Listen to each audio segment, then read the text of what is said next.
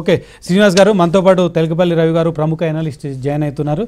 రవి గారు మీరు చూస్తున్నారు రీజన్ల వైజ్గా ఆంధ్రప్రదేశ్ రాజకీయాలంటే డిఫరెంట్గా ఒక రీజన్లో ఒక ఫలితం వస్తుంది, ఇంకొక రీజన్లో ఇంకొక ఫలితం వస్తుంది. ఈ అసెంబ్లీ ఎన్నికల్లో ప్రధానంగా చూస్తే రాయలసీమలో గతంలో 52 స్థానాలకు గాను వైసీపీ 49 స్థానాల విజయం సాధించింది, కేవలం టీడీపీ 3 స్థానాల విజయం సాధించింది. రాయలసీమలో ఎక్కువ సీట్లు పొందుతాం, ఖచ్చితంగా రాయలసీమలో ఎక్కువ సీట్లు కూడా టీడీపీ తీసుకుంది. అంటే ఇటు జనసేన టీడీపీ పొత్తు వల్ల అనివార్యంగా రాయలసీమలో తీసుకోగలిగింది.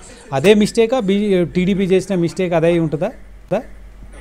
రాయలసీమలో అది ఎప్పుడు పెద్ద అవుట్ ఆఫ్ క్వశ్చనే. రాయలసీమలో వస్తాయి అన్న దాంట్లో పెద్ద తేడా లేదు, ఉత్తరాంధ్రలో పోటీ జరుగుతుందన్న దాంట్లో కూడా పెద్ద తేడా లేదు. కొద్దిగా అడ్వాంటేజ్లు అటు ఇటు మారినా కానీ గోదావరి జిల్లాలో జనసేన కలిసినందువల్ల చాలా సిగ్నిఫికెంట్గా అది పూర్తిగా మారిపోతుంది అనుకున్నారు. కానీ వాళ్ళు చేసిన కొన్ని పొరపాట్ల వల్ల ఇప్పుడు ఈయనకంటే ఒకరికంటే ఎవరు పోటీపడి సోషల్ ఇంజనీరింగ్లు చేయడం వల్ల వాళ్ళు ఆశించిన ఇంత రిజల్ట్ అక్కడ రాలేదు. సార్ కలెక్టర్గా పనిచేసిన కృష్ణా జిల్లా, గుంటూరు జిల్లా వచ్చేసరికి real political social battle Krishna Guntur జిల్లాలో క్యాపిటల్ కూడా అక్కడే ఉంది. వాస్తవానికి చాలా పెద్ద పెద్ద తలకాయలు, మార్పులు, చేర్పులు అన్నీ కూడా అక్కడ జరిగాయి. సో ఈ 4 రీజియన్లలో ఇది డిఫరెంట్గా పనిచేసింది. ఈ కూటమి కనుక తీసుకుంటే ఒకటి అన్యాచురల్ కూటమి. మొదటిది మొన్న ధర్మ పోరాటం చేసిన వాళ్ళతో అధర్మ మైత్రి అనుకునే ఒక అవకాశం చాలా ఎక్కువగా ఉంది. ఎందుకంటే నానా తిట్టని డిక్షనరీలో లేనివన్నీ తెచ్చి తిట్టడం తప్పని కూడా నేను అంటలా. రాజకీయాల్లో శాశ్వత మిత్రులు అది కరెక్టే, కానీ శాశ్వత సూత్రాలు అయితే కొన్ని ఉంటాయి. ఉదాహరణకు ఇప్పుడు తెలంగాణ ఉంది, మీరు కొన్ని శాశ్వత ఎవరున్నా కానీ అవి పాటించాలి. సిద్ధాంతాలనే గాలికి వదిలేస్తున్నారు, ఇక సూత్రాలను పట్టించుకున్నారు. మీరు అయినా కానీ మీరు ఆ చర్చ మళ్ళీ వేరే చర్చ, కానీ కొన్ని బేసిక్ ప్రిమైజెస్ ఉంటాయి. ఇప్పుడు మోదీ గారు 3వ సారి గెలుస్తున్నారు అనుకోండి, సెక్యులరిజం ఈ చర్చలు వస్తాయి. అవి ఎప్పటి నుంచి వస్తాయి ఎట్లాగో. ఇప్పుడు ఆంధ్రప్రదేశ్కి వచ్చేసరికి మటుకు మనకు ప్రత్యేక హోదా ఇవ్వలేదు, విశాఖ ఉక్కును తీసుకెళ్ళిపోతున్నారు. ప్లస్ బీజేపీ దక్షిణ భారతంలో కొన్ని సీట్లు, తెలంగాణలో అది ఒకటి అలా పెరిగినా బేసిక్గా ఇక్కడ వాళ్ళు అవి లేకపోవటం. సో ఇలాంటివన్నీ అక్కడ నెగిటివ్ ఫ్యాక్టర్స్. బీజేపీతో కలవటం, చంద్రబాబు నాయుడు ఖచ్చితంగా ఈ ఫలితాన్ని అంచనా వేశారు. పోస్ట్ పోల్ ప్రయోజనాల కోసమే ఆయన బీజేపీతో పొత్తు పెట్టుకున్నారు. చాలామంది చెప్పిన మాట ఇది, ఆయన తక్కువ ఆయన కాదు. ఏది ఎటైనా పోస్ట్ పోల్లో ఎలా తట్టుకోవడం అంటే బీజేపీతో మంచిగా ఉంటే తనకు కేంద్రంలో కనీసం కొంత ఉంటుంది అనే ఒక ఉద్దేశంతో వెళ్ళారు. Pawan Kalyan is already in friendship with, కాబట్టి ఈ కోణంలో వెళ్ళారు. వెళ్ళినప్పుడు ఇంకోటి ముఖ్యంగా కనబడేది ఏంటంటే మీడియా, సోషల్ మీడియా పర్సెప్షన్ మీద టూ మచ్గా ఆధారపడిపోయి ఒక నేరేటివ్ బిల్డప్ చేసి ఈ నేరేటివ్ ప్రజల కోసం సృష్టించి దాన్ని మనమే నమ్మి దీన్ని అందరు నమ్ముతున్నారని భావించే ఒక లక్షణం అది అది అది అది అది కేసీఆర్కు అదే వచ్చింది. నేనే తెలంగాణ ఇంకేం లేదనుకోవడం వల్ల. కాబట్టి కానీ సోషల్ మీడియా నేరేటివ్ సృష్టించడం తెలంగాణలో ఉపయోగపడింది. ఈ మధ్యకాలంలో పదే కేటీఆర్ చెప్తున్నారు యూట్యూబ్ ఛానల్ వల్ల ఆయన ఏమీ లేకుండా చంద్రబాబు నాయుడు. రమేష్ మీరు చూడండి, 39 ఓడిపోయినా 39-40 స్థానాలు వచ్చేవాళ్ళకి 39 వచ్చాయి. ఇప్పుడు ఎన్ని వచ్చాయి? ఎన్ని వస్తున్నాయి? బహుశా రావు. ఒకటే వస్తుందా? 1 ఆర్ నన్ అనే పరిస్థితి వచ్చింది. కాబట్టి ఇప్పుడైతే సోషల్ మీడియాని మీరు గుర్తించారుగా, మరి ఎందుకు మార్పు రాలేదు? కాబట్టి రాజకీయ పార్టీలు చంద్రబాబు నాయుడుకు దాన్ని కనుక అప్లై చేస్తే ఈరోజు కలవటం, రేపు విడిపోవటం, ఏది పడితే అది మాట్లాడటం, వీటన్నిటి వల్ల ఆయన క్రెడిబిలిటీ గ్యాప్ ఒకటి వచ్చింది ఆయన. దానివల్ల ఇదంతా కవరప్ అయిపోయింది అని ఈ ప్రచారాల వల్ల అనుకున్నారు, కానీ అది జరగలేదు. ఇంకా మూడోది, గతసారి కూడా మనం చర్చించాం, సంక్షేమ పథకాలు అనేవి అవి పాపులిస్ట్ మెజర్స్ కాదు, అదే అవసరమైన పథకాలు. మీరు కార్పొరేట్లకు ఇస్తాం కానీ పేదవాళ్లకు బియ్యం పెడితేనో ఇంకోటి అంటేనో, మోదీ గారు రేషన్ బియ్యం ఇస్తే అది గొప్పది అవుతుందా? అదే బియ్యం ఇంకొకరు ఇస్తే అది ఎట్లా అవుతుంది? తప్పు. కాబట్టి సంక్షేమ పథకాలు, వాలంటీర్లు, మహిళలు వీళ్ళని అర్థం చేసుకోవడంలో తప్పకుండా గ్యాప్ ఉంది. మహిళలు ఒక 12-14% అదనంగా ఓట్లు వేశారు. ఏ ప్రభుత్వం అయినా మహిళల అభిమానం పొందగలిగింది. మహిళలు ఊరికైనా అభిమానించరు, మహిళల సెంటిమెంట్లతో అభిమానించరు.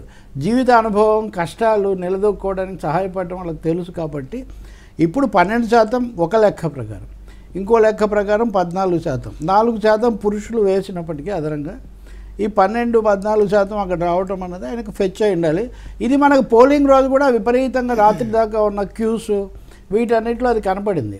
దీనంతా మీకు సరదాగా కాదు, నిజంగానే చెప్తున్నాను నేను. జనసేన నాయకుడైన ఒక మిత్రుడు చెప్పాడు, ఆ రోజు ఎట్లా వచ్చారండి ఓటింగ్కు, అక్షర తృతీయలాగా కనబడిందండి ఇది. అక్షర తృతీయ, ఆయన ఉపయోగించిన పదం నేను చెప్తున్నా, అక్షర తృతీయలాగా వచ్చి ఓట్లు వేశారండి. ఇక్కడి నుంచి అక్కడికి చూస్తేనే ఈ అక్షర తృతీయను చూసి అనగారిన వర్గాల వాళ్ళు ఎవరితో ఎప్పుడు ఐడెంటిఫై అవుతారు? You can't say. రవి గారు, ఇక్కడ ఒక పాయింట్ ఏంటంటే, చెప్పండి. మీరు చెప్పినట్లు టీడీపీ కూటమి ఎక్కువగా గెలుస్తామని సోషల్ మీడియా నమ్ముకోవచ్చు, ఇంకొక మీడియాని నమ్ముకోవచ్చు. 15 లక్షల మంది హైదరాబాద్ ఓటర్లంతా పోయి మాకే టీడీపీ కూటమికి ఓటేశారు. 5,20,000 పోస్టల్ బ్యాలెట్లన్నీ మాకే పడ్డాయి. ఎంప్లాయీస్ అందరు కూడా 2% ఎంప్లాయీస్ ఓట్లన్నీ కూడా వ్యతిరేకంగా, ప్రభుత్వానికి వ్యతిరేకంగా ఉన్నారు. కాబట్టి ఖచ్చితంగా విజయం మేమే సాధిస్తామని ఇవన్నీ ఒక థియరీ తయారు చేశారు. ఎస్, వాళ్ళు ఒక నేరేటివ్ చేసుకున్నారు.